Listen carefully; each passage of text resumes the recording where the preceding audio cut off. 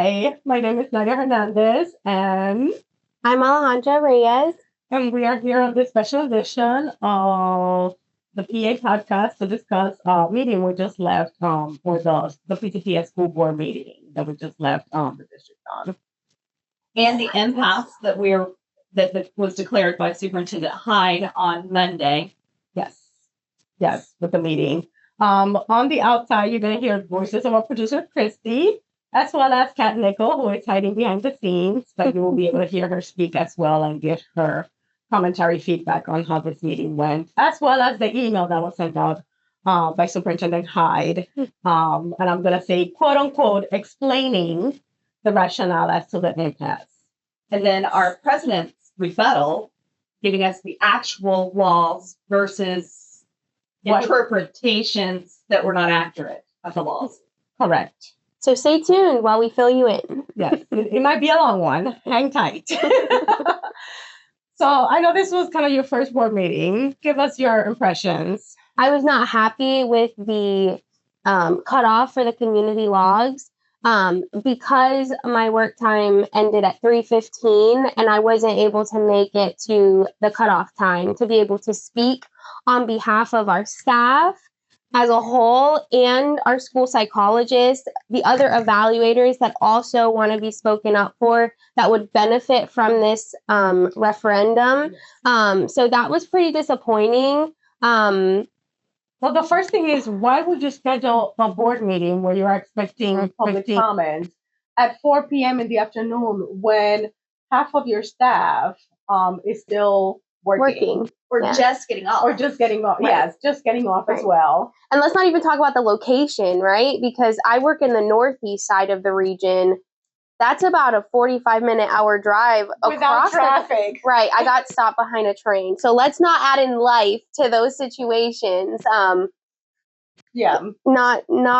very inclusive, unfortunately. Not at all. Especially when we want our voices heard. Now let's say they did pass to add the referendum to the ballot, so they are working with us to get the millage on. Yes, Right. So it will be on the 2026 ballot as soon as the county commission does their little checkoff. However, those funds will not start being collected until January 1st of 2027. So great. 3 years before I retire, guys. I might get a decent raise 3 years before I retire. Sweet. Awesome. And hang tight onto your bootstraps because, again, it's going to be January 2027 before you actually see that raise in your checks. So we pretty much went to that meeting and we spoke on behalf of them voting for the referendum. But then there were some snappy blockages, I guess, how you will say it, when Kat Nickel commented on 2 of the items in the agenda. I don't know if you want to elaborate on some of that, Kat. Sure. Yeah, I wanted to speak to the referendum, but I also wanted to tie it back to the need for real funding, specifically allocated to salaries of your employees. They are looking at a $2.6 billion budget, and they currently spend about $776 million on salaries, which is a somewhat healthy portion. But Brian Warren once said at the bargaining table that what he needed for a school to run was butts and seats and a teacher in the classroom. And so to me, the priority needs to be on your staff salaries, your teachers, your paras, and ESPs.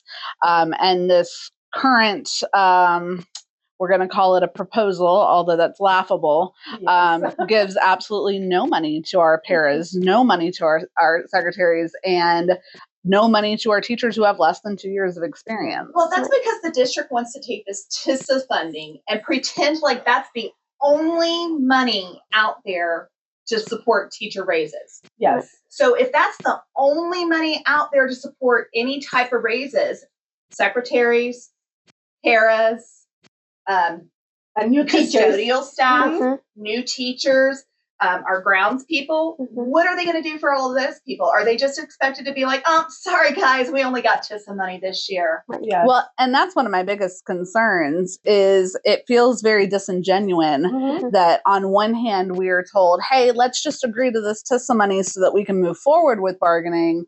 and then literally 2 seconds later are told, but we're really, really poor and we have no other money, which is why we want to get teachers this $45 a month before taxes as fast as possible.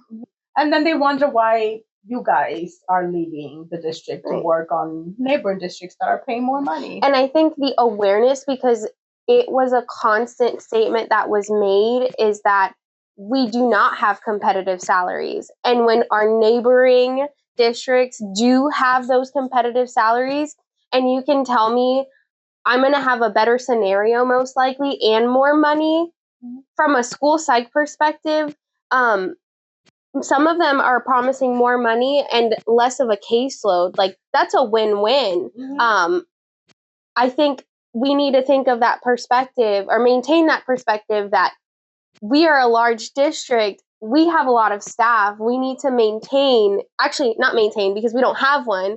We need to have a competitive salary to be able to keep all our staff. And competitive workload and responsibilities. Right. And I'd like to point out, because a lot of people don't realize some of the behind the scenes factors. Hillsborough County just passed their millage referendum just last year in November. So they're not going to see the funds until at the end of this year, because they just started collecting that money. And yet they made the decision, even though they knew it would put them in a financial hardship, to go ahead and give their teachers an extra $6,000 based on the millage money that would eventually come in, knowing it was going to get there eventually. And on top of that, if you look at another neighboring county, Pinellas, their fund balance is actually lower than ours. It's just barely above the state required minimum of 3.4%. It's their 3.4%.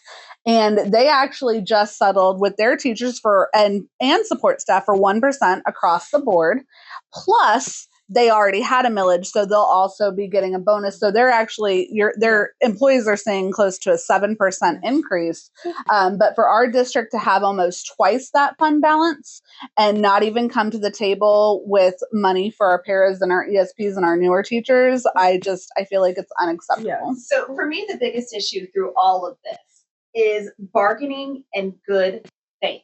I was always under the impression how bargaining worked was you present your side, we present our side. We don't agree, great. We'll go back to the drawing board. You represent, we'll go back and forth. So how in the heck, I censored, how in the heck did we go from here's an MOU over the weekend, we want you guys to take a look at this, come be ready to talk about it on Monday, to us saying, okay, yeah, we're not going to accept it like this when we go to the discussion on Monday. Yes. So we've got some questions, to getting slapped with a impasse letter without any discussion, without any negotiations. So Polk County School Board, are you bargaining in good faith? Well, and I want to point out that Superintendent Hyde had that impasse letter printed and at his fingertips when we walked into that meeting, waiting for us to say, no, I'm sorry, we're not going to accept an offer at this moment until we have a bigger discussion about this and try to figure out a way to not leave our ESPs, our paras, and our newer teachers out of the equation entirely, at which point he handed over that pre-printed letter. So I just don't know if that he came to that discussion knowing it was going to be a discussion. Yes. All right, so we're at the 10-minute mark now, and we always said we were going to try to keep these short. So this is Christy, by the way, guys. I am going to wrap this up. So here's my challenge to everybody. If you stayed through and you listened to all of this, Thank you. share it. Yes. Share it, pass it, make sure everybody is aware of this. We need your support. Teachers, staff, everybody. If you work for Polk County Schools, we need to be standing together. This is it. Yeah. Come to the meeting. Right. Come to the Tomorrow, meeting. our next bargaining session. Yes, it's gonna be. It'll be tonight. Sorry, That's what tonight. it'll be. Yeah. This is coming live the day of the bargaining meeting. So it's gonna be tonight at Jim Miles in Lakeland. I know for some of you that's a hike, but it's going to be worth the hike, because the more bodies they see, the more that they'll realize that we are united. This is not about whether you're a union member, because again, you guys speak about the union like we are a separate entity. You are the union. If you do not advocate for yourselves, we cannot advocate for you. We are just an office. We are just a logo, a building, a phone call, and an email. But you are the union. If you are not willing to fight to make sure that the district gives us that raise that you deserve, that those paras deserve, that those secretaries deserve, that those new teachers deserve, we understand that that the senior teachers also deserve a higher raise for standing and dealing with all this nonsense for a long time. But we need to show them that we are united, regardless of our position, regardless of our time in the district. And it can start out as simple as fill out the flippin' survey, people. If you haven't done the survey, you're hurting everybody. Yes. Do the survey. Yes. And it'll close at 4:15, 15 minutes before bargaining starts, so that we'll have the most up-to-date results. Numbers, So yes. that's it, guys. 4:15 today. Get it done, Get it done. please. If you don't want to give us your voice, you're only hurting everybody else, not just you.